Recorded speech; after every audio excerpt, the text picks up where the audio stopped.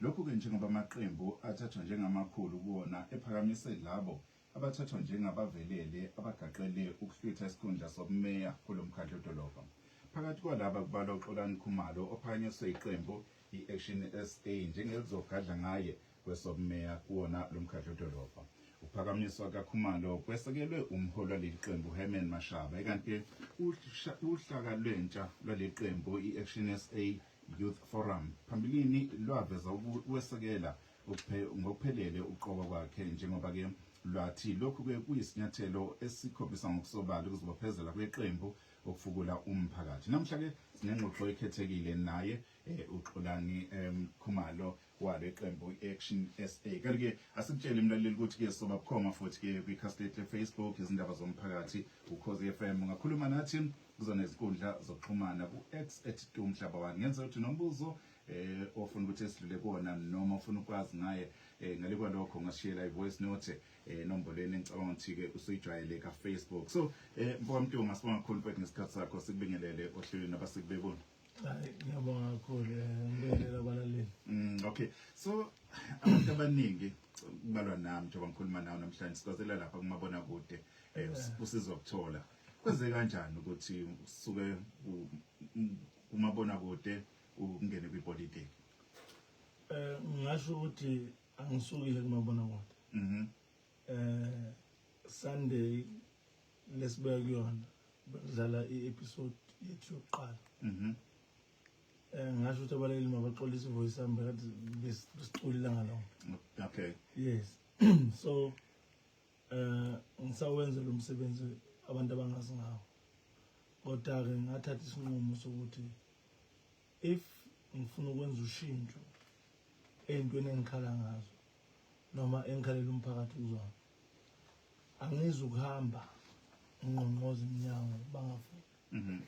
Ngcono sibe nomnyango wethu la abantu bazoqoqoda khona bathi siyakhala sidinga usizo lana lana la, ngoba sikulesimo si-South Africa because of professional or well-known politicians who are career politicians.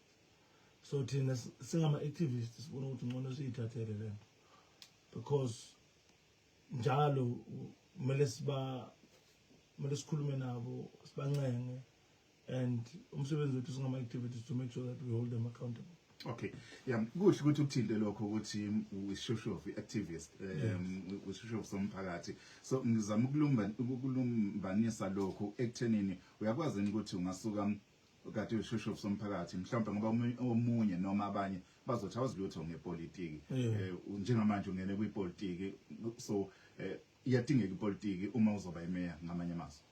Eqinisweni angifisi ukwazi anything ngepolitiki. Ngoba ayikho into enhle esingayikhomba noma into enhle esebenzayo enza ukuthi kungabi nalamamashi esinawo. The reason why sinalamamashi esinawo ne-instability kule country is because of ipolitiki. So let's allow abantu abazidingo zomphakathi, abantu abasemphakathini kube yibona bahamba bomela umphakathi entweni zika-governance, because there's difference between governance and politics. Kodwa ungene lapha uphakanyiswe iqembu lepolitiki Action SA. Yes. So ungena ngekhadi lepolitiki uzokuhlukanisa kanjani lokho ukuthi ipolitiki ayizongena emsebenzini wakho? Bengicela ukwenza isibonelo. Egroundini lebhola kune striker, ne midfielder, ne defender, no goalkeeper, ne coach, nehlwele. Angeke sifane sonke. Kunabantu abalithandayo izwe, kunabantu abaphusha ipolitiki ngoba that's what they've studied or that's what they've learned. Lento ukuthi sirojwa abantu njalo basithembisa into engekho manje. That's the main reason enza ukuthi ngifuna ungena upolitiki and ngibe mayoral candidate esekuruleni.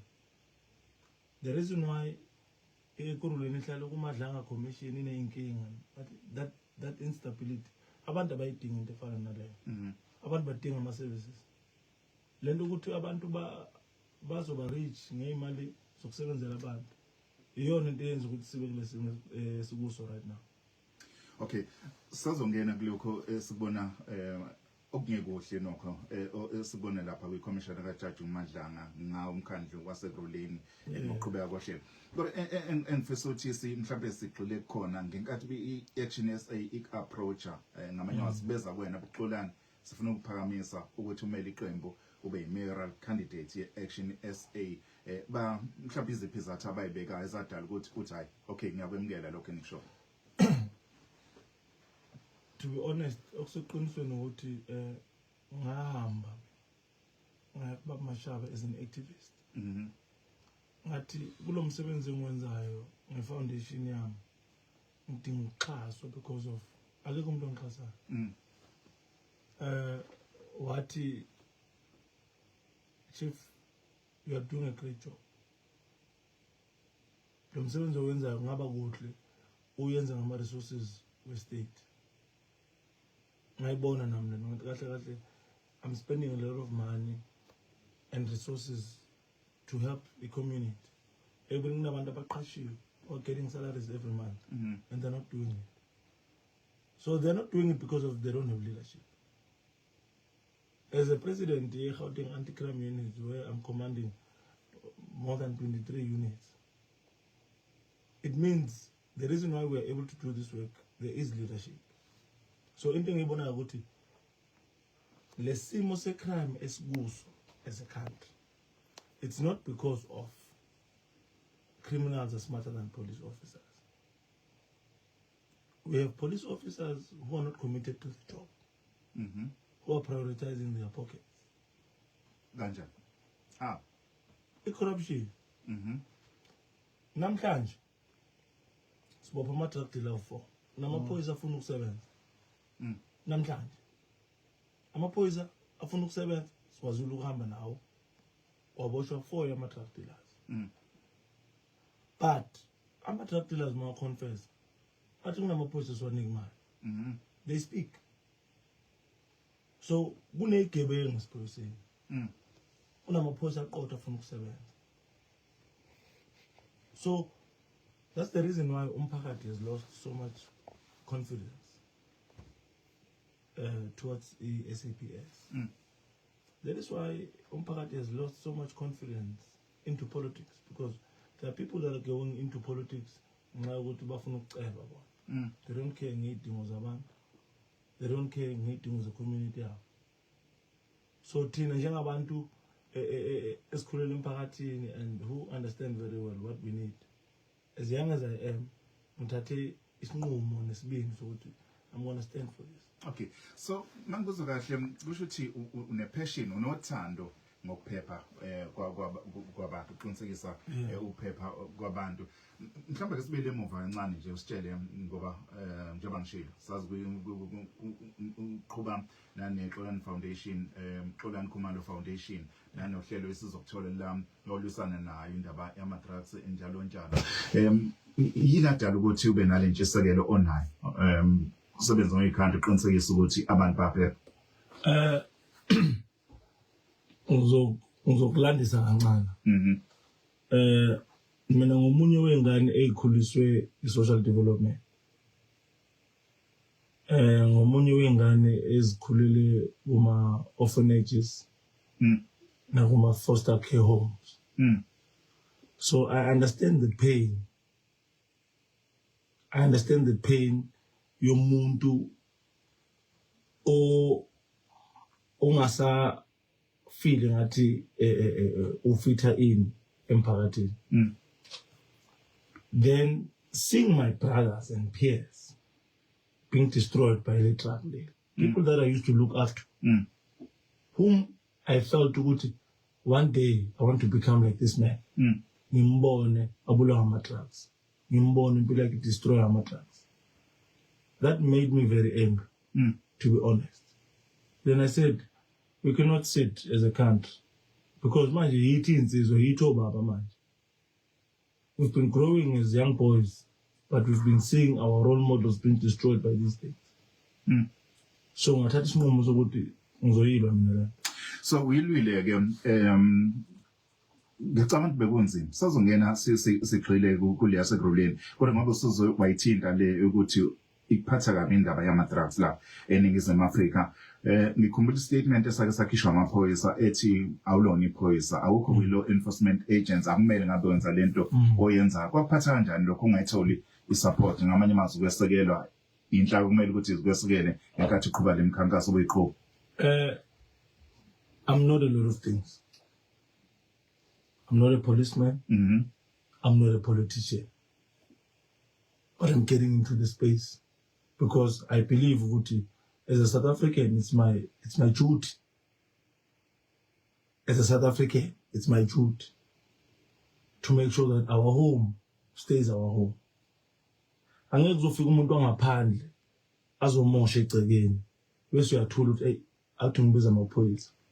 Mawubaba umuzi noma ungumfana ekhaya, you are the second in charge. You make sure that whatever that has been set or the rules that have been set, ekhaya, you uphold them and make sure that no ubaba engekho, you are able to implement. So I believe in njengomntana omfana kule country, it's my duty also to make sure ukuthi akusuka umuntu ongaphandle azoganga la. So akesibele lana ekuthenini ngenkathi i-Action SA iphakamisa ube usukhethelwa ukuthi ube MMC we-safety lapha ya iqembu i-Action SA iqembu lakho kwangathi lingahambisani nalokho mhlawumbe sichazela ukuthi kungani lingahambisani nakho nanokuthi uyaqhubeka yini ukuba u-MMC we-safety lapha ya eRuleni. The position of MMC side decline siyiphathi ngenxa yokuthi bengakhulunywa kahle. Iphathi yafila ukuthi bekumele kube nezingxoxo kwenye level kodwa ingxoxo zaphelela kwenye level. Futhi angeke udufuna ukuthatha umfazi uthumela umfowenu kodwa kumele kuhambe umalume kumele kuhambe abazali bakunegotiate. That's where the problem was. Sabuka ukuthi ikuruleni inento eningi kakhulu indaba bafuna why now, why do they want us to be part of governance now? Ekubeni we've been there all this time. That was the question. Sisondele okhethweni manje asibe fair asini emapaleni sihlangane nemapaleni if it's a genuine position yokuthi ngibe MMC wama Metropolis, it will come. But our position as a party is to say it's campaigning hlangane nemapaleni. Okay, so ngicabanga lokho kusho kufazelwa yilokho kushiwo i-Action SA Youth Forum ithi kube iqhatho elikhulu lokuthi uphakanyiswa as a mayoral candidate yaseGruleni under iqembu i-Action SA. Kubathembisana abantu baseGruleni sesizwile ukuthi ukhathazekile ngobugebengu oqhubekayo ama-drugs njalo agcwele ey'taladini kodwa abantu bafuna izinto bazoyikhomba ukuthi siyaphila la ngenxa ukuthi no 1 2 no 3 nazinto eziphathekayo esenzele uXolani Khumalo. Ukutshela iqiniso into zabantu ikhona abayitholi ngoba abantu emele babanike zona ababaniki bayithathela bona. Angeke uzube imetro bese uba ne-corruption over 2 billion. Iyebliyo mali. Kuyakhulunywa nje ukuthi ubani uthatha imali ubani wenza ini. Leyo mali bemele isebenzele abantu. Into engatshela abantu ukuthi into zabo ikhona kodwa kumele ziye kubona. And akekho umuntu ozoyisa kubona because of azikafiki kubona even namanje. So it's up to the community to decide what do they really want to get their benefits, that they want to sit on the grandstand and always complain. Mhlawumbe ngisho ukuthi angeke wenze into eyodwa and expect different results. Njalo wena mamele uvuka njalo uyalala then you expect to lose weight. It's not going to happen. Uqonda ukuthi corruption eyenzeka kumkhandlu wedolobha waseGruleni is investigated. And sibonga kakhulu kule platform yemadlanga iveza into eningi kakhulu. Nathi somphakathi ezinye izinto besingazazi but now we know. Imali enkulu le kumele ngabe sikhuluma indaba ukuthi khona sebeboshiwe kungani bengekho abantu ababoshiwe uma kunobufakazi obuphathekayo ukuthi kune corruption enjalo esize yadala ukuthi umkhandlu wedolobha lahlekelwe imali engaphi into esimele siqembu le-Action SA simele ukuthi ufike i-report efana naleyo because of we know that it's there and we will act mase ifikile leyo report but we know. Okay, no kuyezwakala. Mlaleli ngenza ukuthi usaloko sijoyina sinohlelo sinengxoxo ekhethekile la noXolani Khumalo uphakanyiswe njengozomba imeya kona umkhandlu waseGruleni ngaphansi kwalo iqembu i-Action SA. Sikhumbuza ukuthi sikhona esibukhoma ekhasini lethu le-Facebook izindaba zomphakathi Ukhozi FM ngabe uqhubeka ukhuluma nathi nakuzona izinkundla zokuxhumana ku-X @Umhlaba1 kanti ke ku-WhatsApp ushiyele voice note sisanxusa ukuthi bemfishane nje mangabe ukhona la bonza sifiki khona ufuna ukuthi ke wazi kabanzi ngaXolani usesitshelile ukuthi ukhule kanjani ukhule kanzima njalo so nanepolitika angenile kangako kuyona kodwa usebonile ukuthi ke kumele ukuthi azisebenzele abantu balapha eGruleni asiphuthuma ngaphetho lo sithengise sibe siqhubeka kuningi sifuna ukuthi sibheke nayo. Uma ungilalela ngizizwa ngibalulekile, uma ungibona ngizizwa ngiphephile, uma ukhuluma